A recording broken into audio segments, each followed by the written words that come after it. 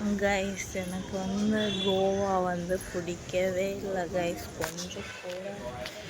ஏன்னு கேட்டிங்கன்னா இங்கே சாப்பாடு நல்லா இல்லை. சாப்பாடு எல்லாம் எவ்வளோன்னா ஒரு சாப்பாடு வந்து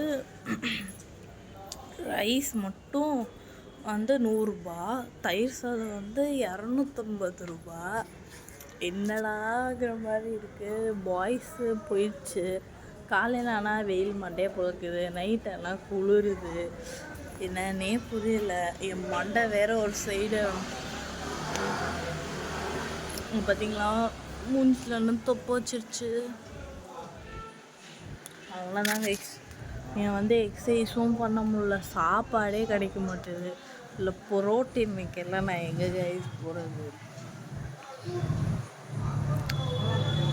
எனக்கு கோவா பிடிக்கவே இல்லை கைஸ்.